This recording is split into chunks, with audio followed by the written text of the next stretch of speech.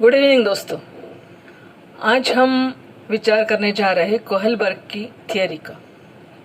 और कोहलबर्ग की जो थियरी है वो है moral development of person. Kohlberg जो है वो अमेरिका से बिलोंग करता है और अमेरिका में बिलोंग करने वाला ये मानसशास्त्रज्ञ ह्यूमन की जो नैतिकता है वो किस प्रकार से विकसित होती है और ये विकसित होते समय वहाँ कैसे द्विधा मनस्थिति में होता है, जिसको हम कहते हैं कि एक डायलामा में होता है, कि एक मॉरल डायलामा होता है उसका, कि क्या सही है और क्या गलत है। जो सही है उसे वो एक्सेप्ट करेगा, जो गलत है इसके लिए और ये जो सही और गलत की जो पहचान है वो पहचान हर व्यक्ति की अपने परिवेश में होती है, समाज में होती है, अपने फैमिली में होती है। एक डायलामा होता है कि क्या सही है और क्या गलत है। तो इसमें कोहलबर्ग बोलता है, एक स्टोरी कोहलबर्ग सुनाता है यहाँ पे, कि एक लेडी है और उसकी तबीयत बिगड़ी हुई है और उसकी तबीयत बिगड़ी हुई है। डॉक्टर ने बताया है कि आपको दवाई, अगर ये दवाई इसको दी तो इनकी तबीयत सुधर जाएगी, दवाई देंगे तो तबीयत सुधर जाएगी, नहीं देंगे तो डेथ हो सकती है। अभी यहाँ पे एक डायलामा क्रिएट हो गया। डायलामा ऐसा क्रिएट हो गया कि जो दवाई डॉक्टर बोल रहे हैं वो दवाई महंगी है, जो दवाई डॉक्टर बोल रहे हैं दवाई महंगी है, अगर लेते हैं तो जान बचेगी और महंगी है तो ले भी नहीं पाते, अगर नहीं ली तो डेथ हो सकती है। आज हर एक इंसान इस डायलामा में है। जिनके यहाँ भी पेशेंट हैं वो हर एक व्यक्ति इस डायलामा में है कि अगर दवाई है महंगी है तो मैं ले भी नहीं सकता हूँ, लेना तो ज़रूरी है, लिया तो जान बचेगी, नहीं लिया तो जान चली जाएगी। क्या करें? चोरी करके तो नहीं लेगा, उसके पास तो पैसा नहीं है। तो अगर ये इंसान जिसके पास पैसा नहीं है, अगर वो चोरी करके वो दवाई लेता है तो क्या ये बात सही है? क्या आंसर हो सकता है इसका? आंसर यही होगा कि नहीं, कुछ भी हो चाहे। नैतिकता क्या बताती है? कि नैतिकता बताती है कि हमें चोरी नहीं करनी चाहिए। हमारी मानसिकता बताती है कि अगर मैं ऐसा नहीं करता हूं तो मेरे फैमिली की, मेरे जो नियरेस्ट और डियरेस्ट है, उनका डेथ हो जाता है। क्या करें इस बारे में? ये जब ऐसा डायलामा जब आता है, तब जो मॉरल डायलामा आने के बाद मॉरल विकास कैसा होता है, ये बात विशेष करके कोहलबर्ग ने हमें बताई है। और ये विचार, ये जो डायलामा का विचार है, ये जो विचार है वो किस हद तक यह संघर्ष व्यक्ति के मन में चलता है। तो ये जो मॉरल डायलामा है, ये मॉरलिटी, जब ये जो डायलामा आता है इसमें निर्णय लेना ये भी बहुत जरूरी है। और ऐसे डायलामा में ही व्यक्ति की नैतिकता का विकास होता है। तो ये बात जब कोहलबर्ग कहता है, तो जैसे पियाजे ने कॉग्निटिव डेवलपमेंट ऑफ पर्सन बोला था, तो ये जो है इनका कोहलबर्ग का मॉरल डेवलपमेंट ऑफ पर्सन, ऐसा हम इस थियरी को कह सकते हैं। तो इसमें मॉरल डेवलपमेंट कैसी होती है, मॉरलिटी क्या है, ये भी तो हम देखेंगे। नैतिक विकास जिसे हम कहते हैं वो क्या है? नैतिकता उसे कहते हैं कि जो समाज मान्य जो संकेत होते हैं उसके आधार पर जब हम बिहेव करते हैं उसे हम नैतिकता बोलेंगे। अगर उसके अगेंस्ट हम करेंगे तो उसको अनैतिकता बोलेंगे। और ये डायलामा हमेशा चलता रहता है। एक यानी उदाहरण के तौर पर अगर हमने लिया तो पहला जैसा हमने बताया कि मेरे यहाँ पेशेंट है, पेशेंट के लिए मेडिसिन लाना जरूरी है पर मेरे पास पैसे नहीं, एक डायलामा हो गया। दूसरा डायलामा देखो, एक बहुत ही बढ़िया उदाहरण है। शादी करना है, लड़का दिखने में अच्छा है, सुंदर है, पर नौकरी नहीं करता। बाकी सब अच्छा, दिखने में एकदम स्मार्ट है, नौकरी नहीं करता। हम प्रायोरिटी किसे दें? हो गया डायलामा। अच्छा, दूसरा लड़का आया, दूसरा लड़का दिखने में तो अच्छा नहीं है, उसकी नौकरी बड़ी अच्छी है, बाकी लोगों से सुना है कि बड़ा अच्छा स्वभाव का है, बड़ी अच्छी तनख्वाह है, बड़ा अच्छा स्वभाव है, घर के लोग भी बहुत अच्छे हैं, पर बच्चा दिखने में अच्छा नहीं।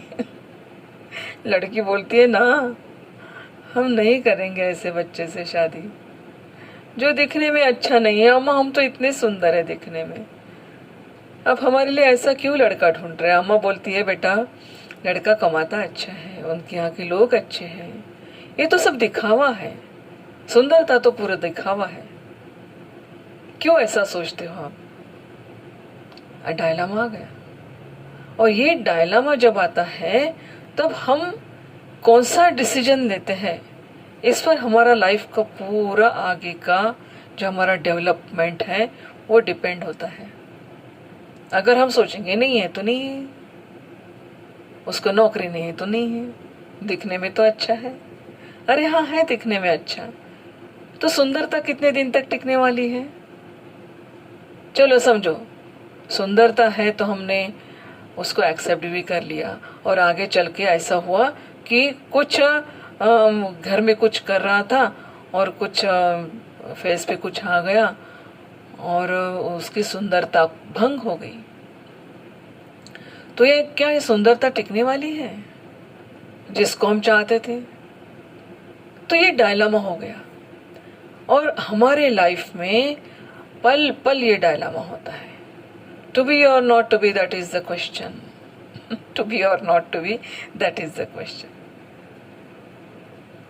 तो ये जिस वक्त ये डायलामा होता है उस वक्त हमें डिसीजंस लेना पड़ते हैं।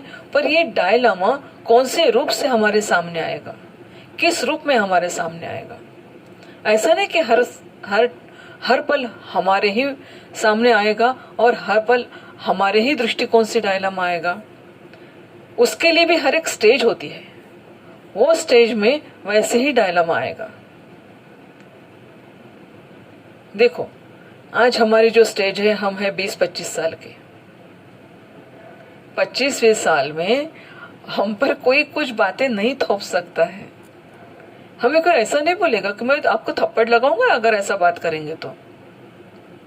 ना ही घर के लोगों की हिम्मत होती है ऐसा बोलने की, और ना ही फ्रेंड्स लोगों की होती है। आजकल कोई नहीं सुनता, बोलेगा भैया मेरी मर्जी जो मैं करूंगा। देखो मॉरल जो डेवलपमेंट होता है, मॉरल डेवलपमेंट के लिए परसेप्शन भी वैसा डेवलप होना जरूरी होता है। और ये बातें बचपन से ही, जैसे हम विकास की अवस्थाएं सीख रहे हैं ना, तो बचपन से ही ये बातें आगे आती हैं कि विशिष्ट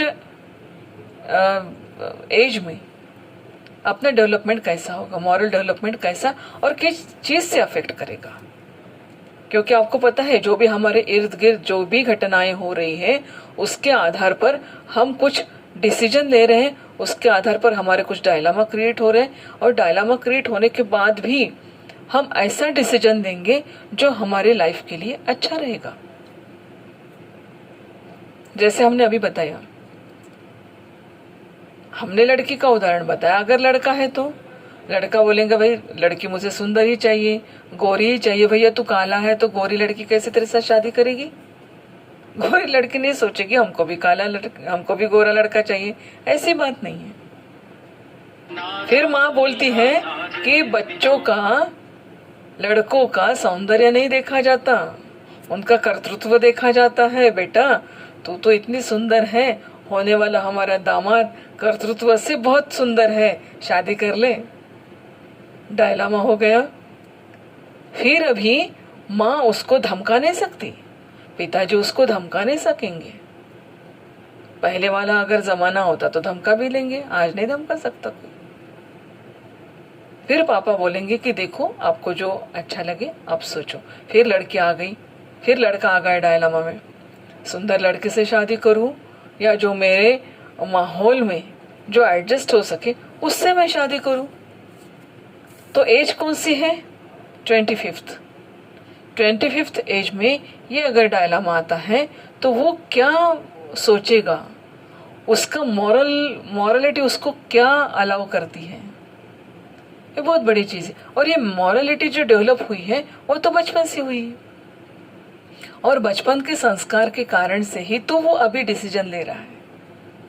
अगर ये संस्कार होते ही नहीं थे, अगर ये डायलामा तो बचपन से ही क्रिएट हो रहा है लाइफ में, तो ये अगर बचपन से हो रहा है तो डिसीजन मेकिंग भी तो बचपन से ही रहेगा। तो ये कैसा डेवलप होता है? ये डेवलप होता है, उसकी भी 3 अवस्थाएं कोहलबर्ग बताता है, और तीनों भी अवस्था में, हर एक अवस्था में 2 लेवल्स होती है। 3 अवस्थाएं 2 लेवल्स, हर अवस्था में 2 लेवल्स और 3 अवस्थाएं होती है ये मॉरल डेवलपमेंट की। पहली जो अवस्था उसने बताई है वो है प्री कन्वेंशनल्स, रूढ़िपूर्व अवस्था, जो नैतिकता और अनैतिकता का आधार बताया है। यह अवस्था को नैतिकता और अनैतिकता का आधार भी बताया है। इस अवस्था में, यह अवस्था कैसी होती है? यह अवस्था बोला है 4 साल से लेकर 10 साल तक, क्योंकि उसके पहले कोहलबर्ग का कहना है 4 साल के पहले बच्चों को नैतिकता समझ में नहीं आती। देखो हम बाद में देखेंगे इस चीज को कि 4 साल के बच्चों को नैतिकता समझ में आती है या नहीं आती। इसमें क्या होता है कि 4 साल से लेकर 10वें साल तक बच्चा या तो आज्ञा पालन करेगा। आज्ञा पालन कैसा करेगा? अगर माँ उसे बोलती है कि तू अगर ऐसा नहीं करेगा तो पिटाई होगी तेरी, बहुत पिटाई करूंगी मैं, मेरे अलमारी से पैसे नहीं चुराना, पिटाई कर दूंगी। तो उसको लगता है कि पिटाई, पैसे चुराने से अगर पिटाई होती है तो ना बाबा, पैसे चुराना गलत बात है, पिटाई नहीं होनी चाहिए। तो उसकी मॉरलिटी कनेक्ट हो गई आज्ञा पालन से, आज्ञा पालन के साथ उसकी मॉरलिटी कनेक्ट हो गई। और ये आगे चल के ये जो पनिशमेंट है, ये पनिशमेंट को अवॉइड करने के लिए फिर वो अच्छी बातें करता है। ना मम्मी, ना माँ मैं झूठ नहीं बोल रहा हूँ, मैं सच्ची मैया मोरी, मैंने नहीं माखन खायो। हमारे जो गाने हैं ना उसमें भी बहुत चाइल्ड साइकोलॉजी बहुत बढ़िया है। पहले तो कहता है काना मैया मोरी मैं नहीं माखन खायो, बाद में बोलता है मैंने ही माखन खायो। क्योंकि मैं नहीं माखन खायो तो माँ तो डांटेगी, फटकारेगी, मारेगी, तो मैं नहीं माखन खायो। और जब अभी पता चल गया कि अभी माँ तो नहीं मारेगी तो हाँ मैंने ही माखन खायो। तो आज्ञा पालन के साथ ये बातें जुड़ गई। अगर उसको अच्छी आज्ञा दो तो वो मॉरलिटी हो गई, अगर उसको नेगेटिव दो तो वो इमोरलिटी हो गई, यानी नॉन मॉरलिटी हो गई, वो अनैतिकता होती है उसके लिए। नैतिक बातें वही होती है जिसके लिए उसको आज्ञा पालन होता है। ये इसकी पहली स्टेज हो गई। दूसरी स्टेज क्या हो गई? अगर मेरे साथ कोई बुरा बर्ताव करता है ना तो मैं भी उसके साथ बुरा बर्ताव करूंगा। पहली थी आज्ञा पालन की स्टेज, अभी जैसे को तैसा मिला, कितना मजा आया, है ना, है गाना था हमारे वक्त, जैसे को तैसा मिला कितना मजा आया, मारो कि तोड़ो तेरी टांगे तोड़ो, बता तेरी मर्जी है क्या। तो तो ये हो गया गिव एंड टेक। अगर वो मुझसे अच्छा बर्ताव करता है तो मैं भी उससे अच्छा बर्ताव करूंगा। ये बेटा चॉकलेट की, हाँ हाँ वो अंकल तो बहुत अच्छे, वो आंटी तो बहुत अच्छे, मुझे चॉकलेट देती है। और अगर हम उसको डांटेंगे, वो भी जैसे को तैसा, वो भी हमको डांटेगा। कितने बच्चे ऐसे इमिटेशन करते हैं घर में। हमने बहुत सी ऐसी वीडियो क्लिप्स देखी है, माँ को डांटते हुए, पापा को डांटते हुए। तो these are pre conventional stage. एक तो आज्ञा पालन है, या तो फिर जैसे को तैसा, गिव एंड टेक, ये जो होगी प्री कन्वेंशनल। दूसरे स्टेज को हॉलबर्ग बोलता है रूढ़ियुक्त, यानी कन्वेंशनल स्टेज, रूढ़ियुक्त पातळी, कन्वेंशनल स्टेज। इसमें भी 2 लेवल्स आते हैं। इसमें कैसे आते हैं? एक तो वो दूसरों की बातों को एक्सेप्ट कर लेता है, और एक्सेप्ट करके दूसरों को जो मंजूर है वही वो बातें करेगा। टीचर बोलती है आपको ऐसा करने को पड़ेगा, ठीक है टीचर, आपको मंजूर है ना, मैं ऐसा ही करूंगा, चाहे कुछ भी हो। This is morality. यही मेरी नैतिकता है कि मैं दूसरों के लिए मैं कुछ करूं। फिर कानून, और कानून की आदर रखता है, कानून जो व्यवस्था है, कानून व्यवस्था की आदर रखता है, और good boy and good girl सुनने के लिए, कुछ भी करने के लिए तैयार होता है। This is good boy and good girl stage भी कहा जाता है। अगर एमसीक्यू में क्वेश्चन आएगा तो गुड बॉय और गुड गर्ल की स्टेज कौन सी है, तो कन्वेंशनल, और किसने बताई है, तो कोहलबर्ग ने। तो ये जो है अधिकार दूसरा, जो पहला जो होता है वो किसी के लिए किसी का मानेगा, प्यार से मानेगा। और दूसरी चीज जो लेवल है वो अधिकार या कानून से ही मानेगा, दूसरी बातों से नहीं मानेगा वो। अगर ये कानून है तो कानून से ही मानेगा। अगर हमको बताया है कि बाह्य ओर से जाओ तो बाह्य ओर से जाएगा। हमको क्या क्या रूल्स एंड रेगुलेशंस दिए हैं वही हमारे लिए मॉरलिटी हो जाती है, चाहे उसके लिए मुझे कुछ भी करना पड़े, यही मॉरलिटी हो जाती है। तो ये हो गई कन्वेंशनल। या तो किसी के साथ जो अंतरक्रिया होती है, उसकी इंटरैक्शंस होती है, इंटरैक्शंस में जल्दी में उसकी बातें मान लेगा, या तो फिर अधिकार से उसको थोपना पड़ेगा मॉरलिटी को। तो इसको हम कहते हैं कि इतर यानी अदर लोगों के जो क्राइटेरियाज होते हैं अच्छेपन के या बुरेपन के, उसको वो मानने लगता है, दूसरों के मानकों को वो मानने लगता है, दूसरों के पैरामीटर्स को मानता है कि यस दिस इज गुड। और दूसरी लेवल होती है अधिकार से मानता है, कानून से मानता है। अधिकार के साथ अगर कोई बोलता है, कानून के साथ अगर कोई बोलेगा, तो वो चीज को वो मानेगा कि हाँ दिस इज मॉरलिटी। तो 2 स्टेज हो गई, प्री कन्वेंशनल और कन्वेंशनल। प्री कन्वेंशनल 4 से 10 साल तक होती है, और ये जो होती है ये 10 से लेकर 13 साल तक। इसलिए हम बोलते हैं कि 10 से लेकर 13 साल तक की जो अवस्था है वो बहुत ही महत्वपूर्ण है, क्योंकि इसी अवस्था में समाज के मानकों को वो एक्सेप्ट करेगा, समाज की रूढ़ी परंपराओं को वो एक्सेप्ट करेगा, घर के रूढ़ी परंपराओं को वो एक्सेप्ट करेगा, समाज में जाएगा, लोगों को एक्सेप्ट करेगा, उनकी जो सीख है, उनका जो एजुकेशन है उसको वो मानेगा। तो ये स्टेज कितनी महत्वपूर्ण हो गई लर्निंग के हिसाब से।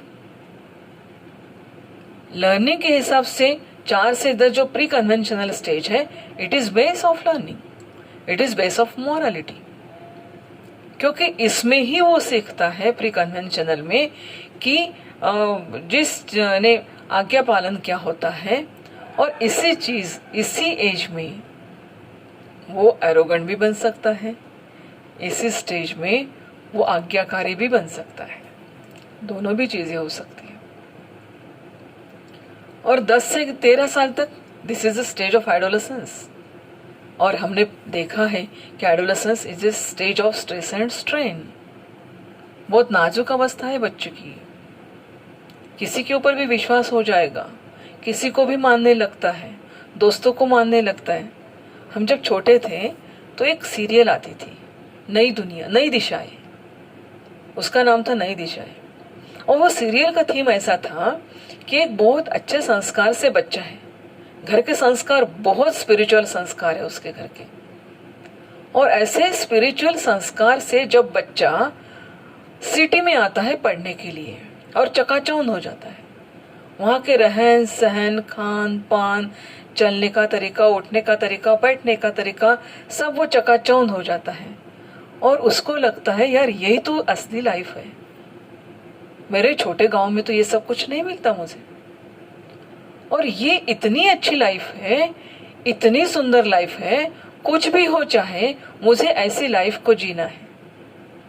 फिर ये बच्चा सिटी में आता है, हॉस्टल में रहता है, और ऐसे बहुत बड़े बड़े बच्चों के कांटेक्ट में आता है, उससे उसका दोस्ताना बढ़ता है। फिर इतनी अच्छी स्पिरिचुअलिटी, इतने अच्छे संस्कार ये बच्चा भूल जाता, तो वो मानने लगता है कि जो मेरे दोस्त कर रहे हैं वही मॉरलिटी है। फिर उसके दोस्त क्या कर रहे हैं? उसके दोस्त वो सब बातें कर रहे हैं जो बातें समाज में मान्य नहीं, समाज मान्यता जिन बातों को नहीं है। हम नहीं चाहते हमारा बच्चा कुछ शराब पिए, हम नहीं चाहते हमारा बच्चा कुछ ड्रग्स ले, हम नहीं चाहते हमारा बच्चा कुछ गलत बच्चों के साथ बैठे उठे, हम नहीं चाहते कि हमारा बच्चा किसी भी स्त्री के साथ कैसा भी बर्ताव करे। हम इस चीज को मानते हैं कि हमारी संस्कृति स्त्रियों का सम्मान करती है।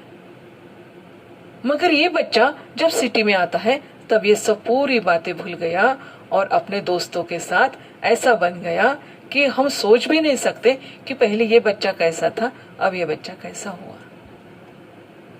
तो या तो ये जो इसलिए जो कन्वेंशन स्टेज है, ये कन्वेंशनल स्टेज में वो समाज की मानकों को अपने परिसर में, अपने समाज में, अपने इर्द गिर्द, उसके परिवेश में जो मानक हैं उसको वो मानने लगता है। तो अब आप पता करो कि उसके परिवेश में क्या क्या होना चाहिए, कैसी बातें होनी चाहिए उसके परिवेश में, इतना इम्पोर्टेंट है। या तो वो अधिकार को मानेगा या तो वो कानून मानेगा। अगर आप उसके परिवेश में अच्छी बातें नहीं ला सकते हो, आपके कंट्रोल में नहीं है, तो उसके परिवेश में कायदा अधिकार लेके आओ। कितनी इंपॉर्टेंट स्टेज है ये लर्निंग के लिए। तो ये हो गई कन्वेंशनल स्टेज, जो अधिकारवादी स्थिति उसको कहा गया है। और इसमें कहते हैं अधिकार या नियम के साथ ही बच्चा अपनी मॉरलिटी को पाता है, अपनी मॉरल डेवलपमेंट कर पाता है। फिर आ गई तीसरी स्टेज जिसको हम बोलते हैं पोस्ट कन्वेंशनल लेवल। इसमें भी दो अवस्थाएं आ गई। एक तो सोशल कॉन्ट्रैक्ट की अवस्था आ गई, जिसमें जो भी नैतिक प्रिंसिपल्स हैं, जो भी नैतिक प्रिंसिपल्स हैं, वो उसमें इलास्टिसिटी होना इसलिए ज़रूरी है कि उसमें से बातें वो एक्सेप्ट कर पाए। और एक होती है यूनिवर्सल मॉरलिटी की, कि वैयक्तिकता से इम्पोर्टेंट है अदर लोगों को आदर करना, या अदर लोगों को मानना, या अदर लोगों के फीलिंग्स को समझना। खुद से ज़्यादा important other, this is pre conventional. तो अभी देखो हर एक स्टेज में क्या क्या संघर्ष उसके सामने आया है। अगर संघर्ष को पॉजिटिव होता है, अभी पॉजिटिव चीज बहुत ही डर लगता है पॉजिटिव नाम से, चलो खैर कोई बात नहीं, पॉजिटिव तो आखिर पॉजिटिव है। हम इस पॉजिटिव जमाने में हमने भी पॉजिटिव होना चाहिए अपने माइंड से, कोई बात नहीं, कोई ये नहीं। तो ये जो पोस्ट कन्वेंशनल लेवल है, ये पोस्ट कन्वेंशनल लेवल में नैतिक तत्वों को ऐसे नैतिक तत्वों को वो एक्सेप्ट करेगा जिससे सब लोगों का भला होगा। और दूसरी बात उन्होंने कही है, ऐसी उसकी यूनिवर्सल स्टेज आएगी कि इस यूनिवर्सल स्टेज में खुद से ज़्यादा, खुद की विल से ज़्यादा, खुद की इच्छाओं से ज़्यादा वो औरों की इच्छाओं को महत्व देगा। तो कोहलबर्ग जब भी सामने आएगा, अमेरिकन साइकोलॉजिस्ट है, ये जब भी हमारे सामने आएगा हमको 3 स्टेज को ध्यान में रखना है। Pre conventional, conventional and post conventional, ये 3 बातों को, और हर एक स्टेज में 2 levels, pre conventional 2 levels, conventionals 2 levels, post conventional 2 levels. और ये जो नैतिकता है, नैतिक तर्कणा जो है, ये नैतिक तर्कणा विकसित करने का ये बहुत अच्छा सिद्धांत कोहलबर्ग ने अपने सामने रखा है। ये जब आप तीनों भी थियरीज आप एक साथ पढ़ोगे और उसकी कंपैरिजन करोगे, तो हम तो कहते हैं कि हर एक टीचर और हर एक पेरेंट ने इसका स्टडी करना चाहिए, इसको पढ़ना चाहिए, इसको इम्प्लीमेंट करना चाहिए, क्योंकि हमारे सामने ही वो सभी बच्चे आएंगे जो संस्कार क्षम है, जिसको हमें संस्कार देना है, जिसको हमें अच्छा नागरिक बनाना है। ये सब बातों को ध्यान में रखते हुए हमने 3 थियरीज को हमने यहाँ पे पढ़ा है। आज के लिए इतना ही काफ़ी। फिर कल दूसरा पॉइंट लेके आपसे मिलते हैं।